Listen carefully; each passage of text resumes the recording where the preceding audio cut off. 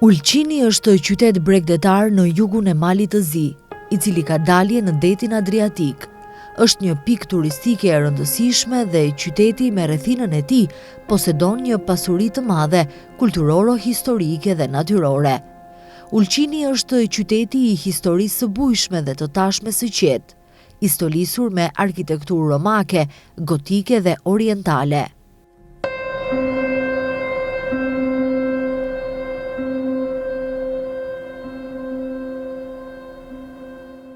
Komuna e Ulqinit dhe ajo e Tetovës, nëpërmjet aktiviteteve të përbashkëta, vazhdimisht po mundohen të ndërtojnë ura bashkëpunimi për të afruar sa më shumë qytetarët nga të dyja qytetet. Së fundi, kreu i komunës së Ulqinit, Genc Nimambegu, ka qenë i ftuar për një vizitë në qytetin e Tetovës dhe në një intervistë për televizionin Koha ndau më tepër detaje rreth bashkëpunimeve të deritanishme dhe të tjerat që priten në vazhdim. Sa i takon bashkëpunimit të komunës së Ulqinit dhe Tetovës, kjo është një bashkëpunim i vjetër. Ne jemi komunat të cilit kemi bashkëpunuar shumë në aspektin, do të thoja, kulturor, turistik dhe shpresoj që tani me zgjedhjen e përsëritur të zotit Bilal Kasamit do të ngrisim edhe me tutje bashkëpunimin ekonomik, të cilin e kemi dakorduar në vitin e kaluar gjatë vizitës së tij në komunën e Ulqinit. Shpresojmë që përvojat e juaja dhe përvojat tona na ndihmojnë që të kemi një administratë më efikase, të cilat do të jetë më afër qytetarit dhe sfidat që secila komunë i ka së bashku t'i përmirësojmë. Dua të theksoj që Ulqini është një qytet i cili tradicionalisht është i lidhur me gjithë territoret e ish Jugosllavisë, domethënë me Tetovën, me Shkupin, me Kosovën dhe shpresojmë që bile jam i sigurt që ky bashkëpunim do të vazhdojë dhe do të jetë çdo herë më i mirë. Ulqini mbetet një nga destinacionet e preferuara të shqiptarëve fal bukurive të tij natyrore, detit të kristal dhe plazheve të gjata me rër. Me historinë e pasur, kaldrëmet karakteristike dhe mikpritjen tradicionale, Ulqini ngelet një vend ideal për pushime për tetovarët dhe jo vetëm. Nimambegu thekson se ndërtimi i lidhjeve të reja rrugore do ta lehtësojë udhëtimin drejt Malit të Zi, e veçanërisht Ulqinit.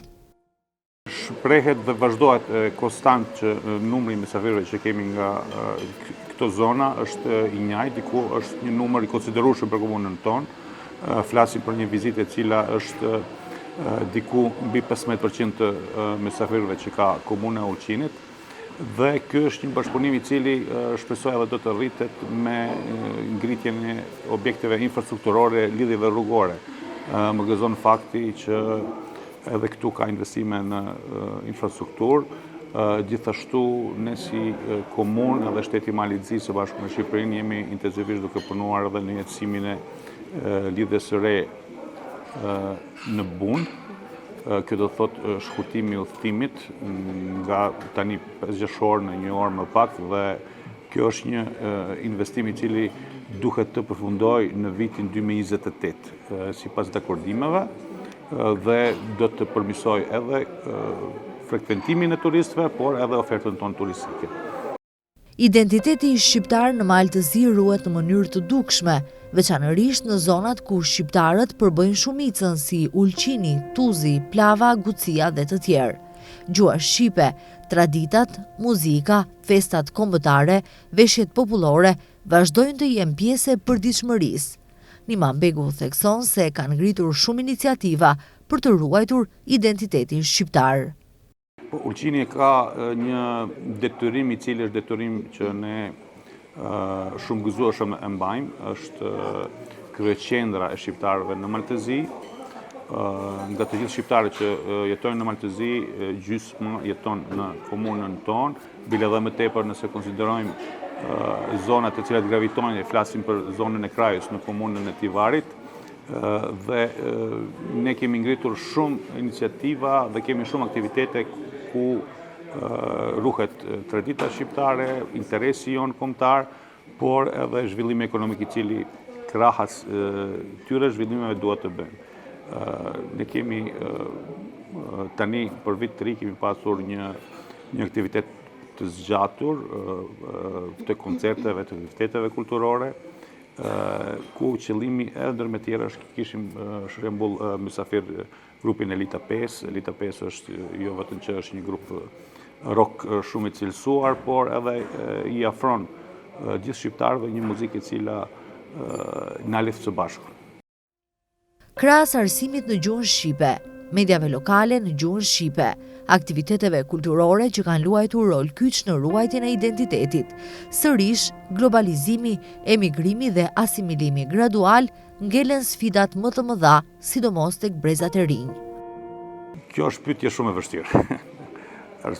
Arsyeja pse e çmoj si të vështirë janë sfidat të cilat janë afatshkurte dhe afatgjate. Sfidat afatshkurte është përmirësimi infrastrukturor, është ngritja e cilësisë së ofertës qoftë turistike, ekonomike, kulturore, kurse Ulqini është një komunitet i cili diku 8 deri në 9 muaj në vit jeton 20.000 banor. Por gjatë sezonit turistik ne rritemi në mbi 120.000 banor.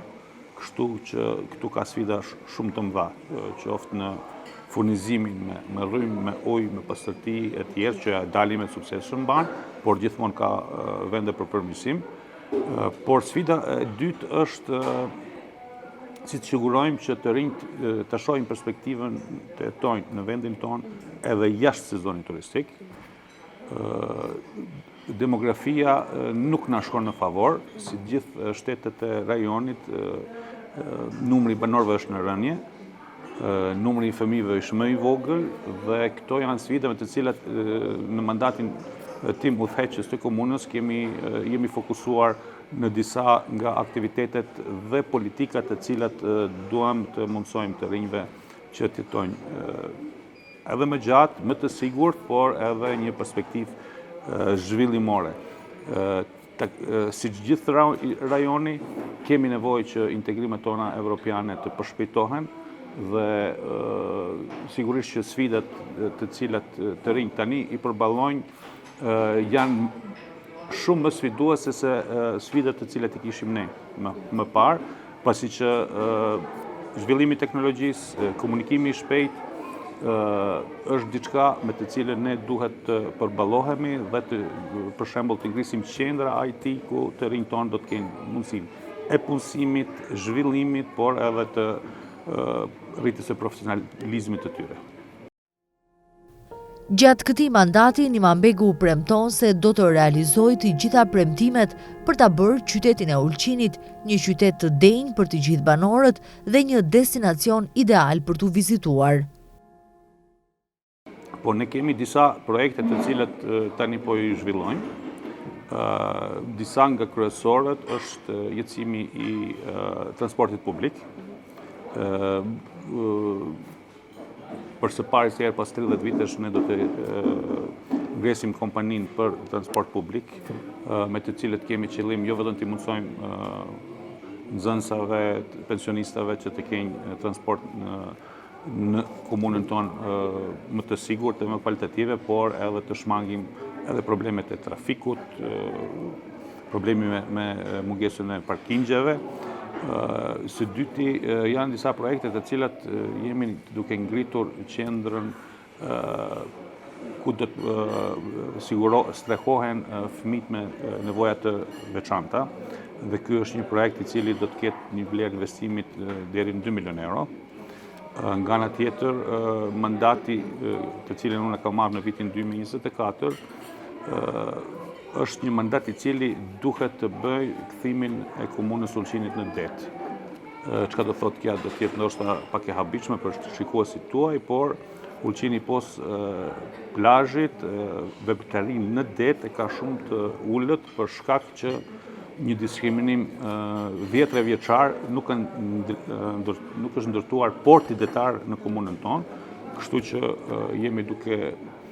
kemi projekte gati për ndërtimin e porteve të vegjëla, por edhe një porti të madh ku sigurisht kjo do të bëjë një zhvillim jo vetëm ekonomik, por edhe zhvillim, do të thoja, strategjik për komunën tonë. Lidhja detare e cila pastaj do të lidhë Ulqinin, qoftë me Durrësin, qoftë me Italinë, qoftë me gjithë vendet e botës, pasi që natyrën e kemi, kushtet i kemi, vetëm duhet një vizion të cilin besoj administrata të cilin e ofre që unë tani e ka.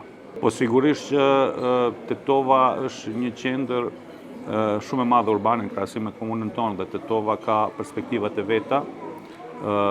Bukuritë natyrore të cilat këtu edhe po i shijojmë janë bukuritë të cilat duhen shfrytzuar në të ardhmen. Më gëzon fakti që tani në komunën e Tetovës ka shumë investime qoftë në arsim, qoftë në infrastrukturë.